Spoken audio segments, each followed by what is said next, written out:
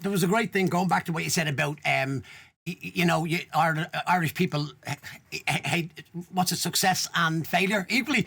I heard Phil Lynott saying one time that when he went to the pub right around the corner from me called Floods, the Four Roads, if he bought them a drink, they would go, oh, look at him, fucking show off. If he didn't buy them a drink, look at him, mean bastard. You can't win. And a lot of Irish people are going to listen to this. I love Ireland. I love being Irish. Listen to me. I say to people, I'm from Crumlin and I'm proud. I'm glad I was born working class. Would I like to have been born with a silver spoon in my mouth rather than a McDonald's plastic spoon? Fuck yeah. But there's something strong. I always see Bowie as a Jack the Lad who was endowed with the brain of the Renaissance, or the Renaissance as it's called here. And that was like the direct, you could see him and you hung out with him. He was your friend. You had coffee with him. You hung out. He seemed like he was two people. Jack the Lad from South London, and he was the brain of the Renaissance right in there. Could you? Yeah. Am I making sense with that, Gerry? Yeah. Well, he had a lot of aspects to his personality. He had a public and a private.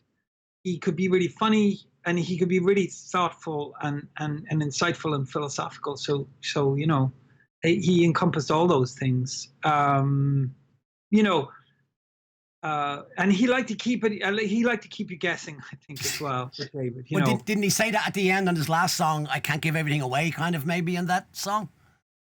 Yeah, he gave away. He did that in his songs. He gave us clues. Everybody knows me now. There's another line from that. Amazing. That record is a haunting record because there's so much that he was telling us in that, Gerry, I bought the album 2 days before he died.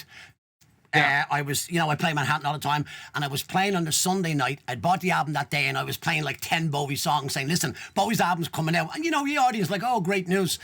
I went home that night, and I found out he was dead, and I could never hear the album. I heard it for 2 days as Bowie's new album, and after that, I heard it as the Requiem.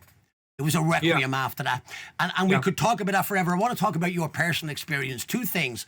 Your classical guitar playing has most definitely made you an accurate guitar player.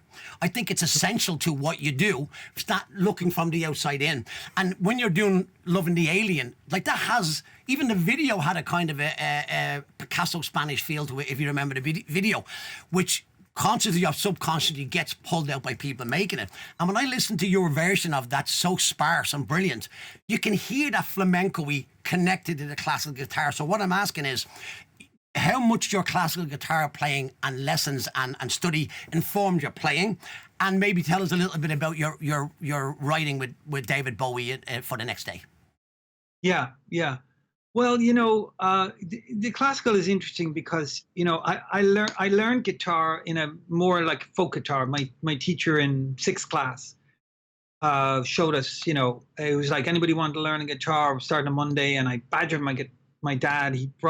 We bought a guitar out of the evening press, small ass, on Friday for £8 or something like that. And I thought it was the best thing ever. And I went to the lessons on Monday and I just soaked it up. But, we were learning, C, F, D7, all that, which is great. And then I started learning a little bit of electric, and that was cool. But it was mainly like guys in their bedrooms with a pile of records and picking out riffs accurately or inaccurately. But, and that was cool. I didn't have the records. They would loan me the records. And, sometimes I would learn things on guitar and I'd never even heard the originals. Like, I think I learned Stairway to Heaven without ever having heard the original. And learned it wrong from this guy who was like, was one of those know-it-all guitar players at the time. But hey, he showed me the bones of it, and that I'm eternally grateful. It was later on that I studied classical, and the only music I could study was classical. There was no jazz guitar. There was no BIM school. Berklee College of Music. I mean, there was, but I wasn't going there. So I started learning classical guitar And it satisfied my dad's kind of like feeling like, well, he's, he's doing something serious. But that was like, it was 2 lessons a week. It was a theory lesson and a practical lesson. But anyway, I had good teachers and I learned it. But what was interesting was I had to start over on the guitar, really, because it's such a different approach. And I studied it for about 4 or 5 years. So what was it, when you were talking about it there, I was thinking, it's kind of like a solo instrument, the classical guitar. And the guitar itself, can be an ensemble instrument or a solo instrument, but and the approach is different for those two things. So the classical, what it did was it tore down. If you learn guitar and you learn just chords and you don't know what the notes are, they're just shapes. And if you learn blues guitar and you kind of just move in if you're in A minor, you're at the 5th fret. And if you're in B, you slide it up 2 frets. You're kind of learning shapes again. You're not really getting behind it. With the classical guitar, it was almost like learning the computer code. You're not just opening a program and running it. You're actually building the code. And, it teaches you how to treat the instrument as a polyphonic instrument, which is 2 or more melodies simultaneously playing in opposite directions or whatever. Like if you play a Bach piece, like the cello suites or anything like that were written, you're playing counterpoint and you're bringing out 2 lines, 3 lines, which is different than rock and roll, where you're being part of a band or something like that. So the guitar is one voice as opposed to all the voices.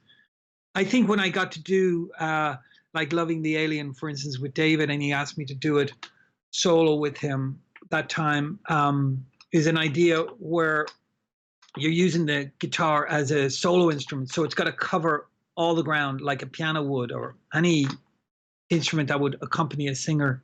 And so you're looking for the way to place it on the guitar so that it can be rich and open and achieve all the different things that were needed, especially with a singer like David, which is, he's a huge voice. And so you got to provide the right kind of accompaniment to that, Yeah, you definitely did, because I watched that video, as many people have, before I ever met you, before you agreed to do the interview. And then when you say you had a huge voice, I've heard Tony Visconti say that he never had a singer that sang so loud, particularly in Heroes. He would set the mics up, three mics in the room, and then the gate would kick it in when he went to the octave. I mean, I can hear that as a musician myself and a singer. I consider him to be one of the greatest singers in the world, up there with Sinatra. Some people go, what? That's where I think he's incredible. Yeah, he's not like Sinatra, but he's his own individual. There's nobody like him. But you wrote 2 songs from The Next Day, and you wrote them in your apartment, right? That must have been like just a great experience all around.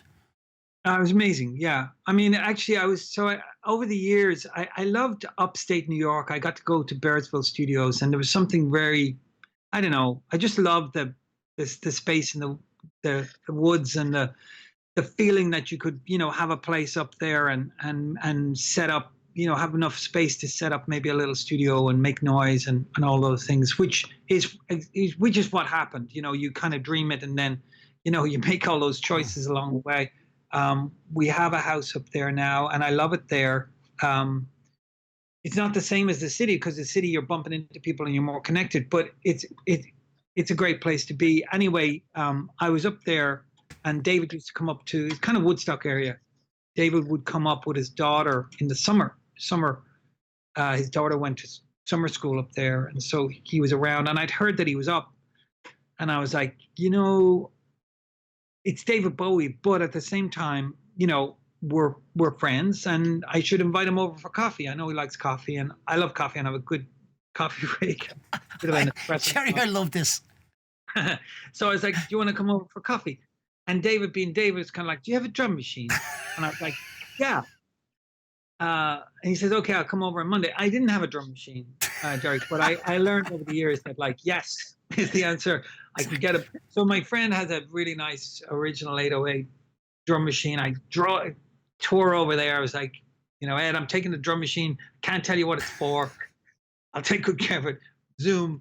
had the drum machine set up for him, and he came over, and I made him some coffee, and we sat in the kitchen, and he was really charming with my wife and daughter. And you know, I remember he did the Owl and the Pussycat for Faye. She was little at the time.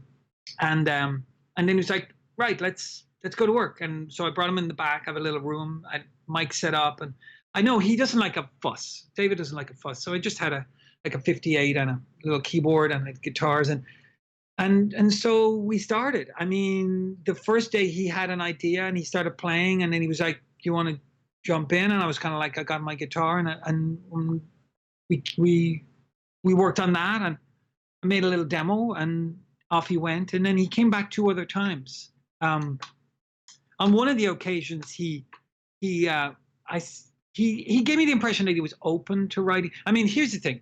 Well, even though it was David Bowie, all those years of being in the garage with my band and hashing out the ideas of like, I got an idea and somebody else I got another bit. I mean, it's not, songwriting, it's not that different from that, it's just a case of like being creative and trying to solve this little puzzle that we've come up with. So I have lots of stuff hanging around on hard drives where I'll get a little idea and put it down. And I had this stuff that I've been working on. And I was like, Dave's going to love this. And I was like, I have this idea, David, would you be interested in hearing it? And he's very gracious. And he's like, yeah. And I went off, talk about you trying to find the pen in your house, in Crumlin. You think I was like, what did I call it? My brain. And it it seemed like forever to find it. And then I found it. I was like, here it is. And I played it, came into the studio, and I hit play. And it's that moment, sometimes you're working on a song and you think it's great, and then you play it, your friend comes and you play it, or it's a recording, and as soon as it goes on, you have that sinking feeling like, oh no. It's shite. You're thinking it's shite, right? Yeah, with him, like and I started playing and I was like, oh, why did I do this for? And he listened for a minute, it's like there's nothing here for me, Gerry. And I was like, yeah, you're right, turn it off. I was like, he went, with the demo of the day or whatever. And I was like, back. Oh. So I was like, I went back in the room, and then I picked up the guitar and I started playing something straight away that I was, kind of kicking around. And I had an idea straight away. And I was like, this is more like it. It was almost like his energy was still in the room. And I felt like, no, this is what I should have played for David. And so I made a quick demo of that right there and then. And the next time he came back, I said, can I play something? He looked at me and I was like, no, honestly, let me try. Can I play? And he's like, sure. So I played him this new idea. And it got to the end, and he said those magic words, play it again. Oh, man, that's fucking brilliant. So I played it again. And that became Boss of Me. That was the song Boss of Me. Wow, great song. And he actually, at one point, like we were listening, and he was kind of la the melody, and he whispered that line into my ear and stuff. And I came across it the other day. Somebody was looking for something for charity, and I dug it up, and I found the Pro Tools session, and there it is. And he plays the melody on the keyboard, because that's the way he works. He likes to figure out he's very good with melody, and so he's got an instinct on that straight away. And either la la's it, or he played it on the keyboard, and then he had the chorus. He sang the chorus. And that's on the demo. And later that year, he was like, we were going in the studio, going in the Magic Shop to do the next day sessions, round 2, and he said, we're going to do a couple of those songs that we wrote. And I was like, that's awesome. I mean, I wasn't sure whether they would just end up in on ice somewhere with the glam boots, but right. They came out. You know what, Gerry? I have a demo I'd like to play you. Could you have a listen? Sorry. I'm trying to be funny. But two things. There's nothing for you. Two things, right? And I know we're getting late in the show here, but I want to say, I read once that Bowie was aware when he met new people how hard it was for them to meet him. He was aware of his legend. He had that split thing. So he was able to accommodate them, which is what you were saying about being with your daughter, Faye or Fee? Yeah, Faye. Yeah. And your wife, Pamela, who I met, was lovely. I met at that gig in the winery. But making people feel at home. I mean, like when I met him, I mean, the first time I met him was under different circumstances, and but I played on a track, and I asked to meet him, and my friend Mark Platt, he said, he's in the studio now, come up, and there he was. Suddenly I opened the door, and there he was, like, duh, and it's like Bowie, it's like, and then, I'm sure I said the dumbest crap. I probably said something really stupid, and he just smiled and made me feel at ease and stuff. And he had that charm about him. Yeah. He didn't lord it over you. And especially when you were working with him in the band or in the studio, he did not want to feel like I'm up here, you're down there. He made you feel like we're all on the floor.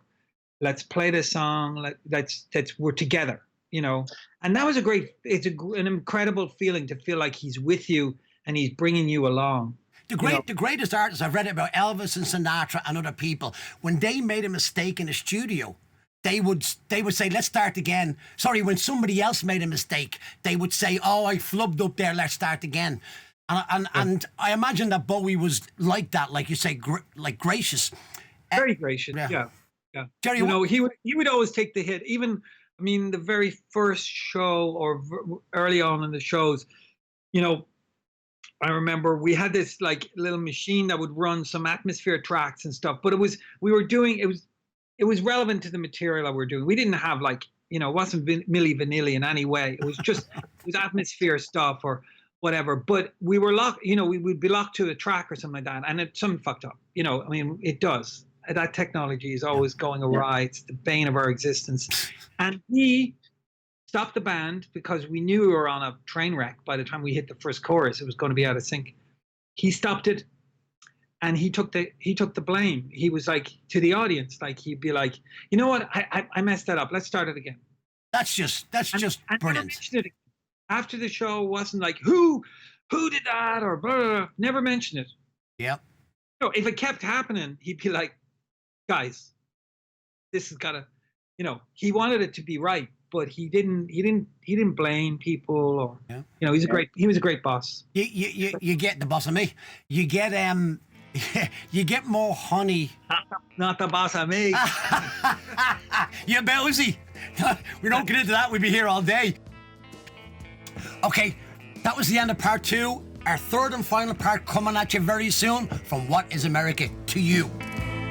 Driving along, minding my own business, heading east through the Kentucky rain. There on the radio, Johnny Cash was singing.